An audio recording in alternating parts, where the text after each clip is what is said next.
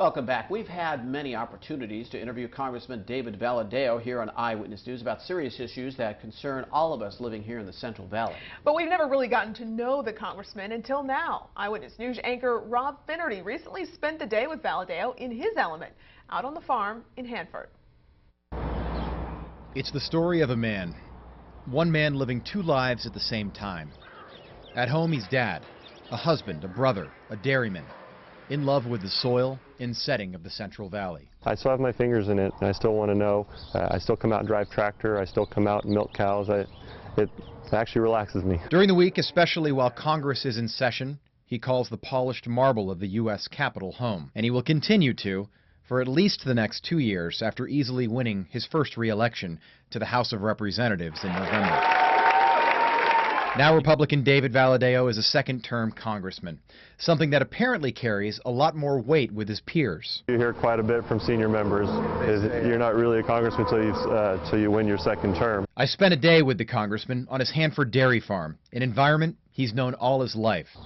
I used to spend a lot more time out on the farm, but now when I'm home, I try to spend as much time as I can at home, or at least have the kids with me out here. A place where the congressman is utterly at home. I've interviewed Valadao many times before, but I've never seen him so at ease with his surroundings, so ready to talk about the needs of us, the people at home. He's a big man in person, nearly 6'5", with a quiet confidence, and he's undoubtedly one of the only men on either side of the aisle who's a crack shot with a bow. He's got a sense of humor, too. Here, the U.S. congressman cleaned our camera lens after one of his 1,700 dairy cows let a little something travel, well, a little too far. Around the city of Hanford, Valadao is a familiar sight. We joined him at a local diner for what else but a burger and fries as he met with local officials. And not surprisingly, after we ate, we literally walked through the kitchen to access the back door to Valadao's district office, right downtown in the heart of Hanford. Formal but informal at the same time, much like the man himself. And coming up on Eyewitness News at 6, part 2 of our conversation with Congressman David Valadao. We have had the opportunity to interview Congressman David Valadao many times here on Eyewitness News about serious issues that concern all of us living here in the Central Valley. But we've never had a chance to really get to know the congressman in his environment on his dairy farm up in Hanford. Eyewitness News reporter Rob Finnerty spent the day with Valadao, and he takes a look. Washington is 3,000 miles away, but it's never far from his thoughts. We've spent the day milking cows and shooting guns, but the life of a legislator can be tedious. Valadao still takes the time to write letters to everyone who takes a moment to write him. He meets with his staff, knows each of their names, and can tell personal stories about them. The hunting, the farm, the milking of the cows, the land itself.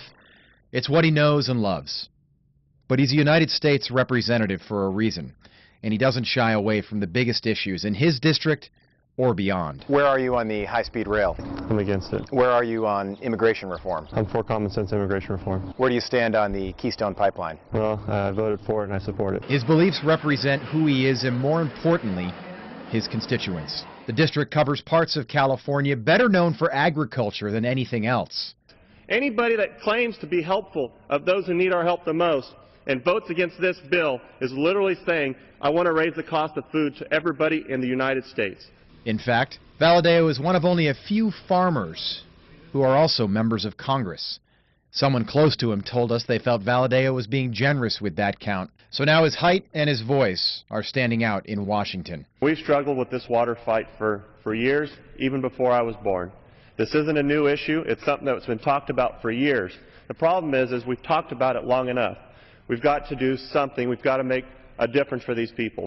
He just started his third year in Congress, and his impact is already being felt. At the beginning and end of each day, whether he's in a suit and tie at the U.S. Capitol or wearing boots and jeans on his farm in Hanford, that's what he is, a dairy farmer who wanted to make a difference by staying true to who he is.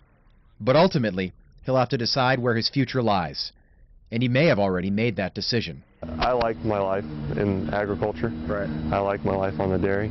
I don't know how long I want to do this. Really? I mean, I want to be effective. I'd like to deliver. I'd like to do something and help my constituents. Yeah.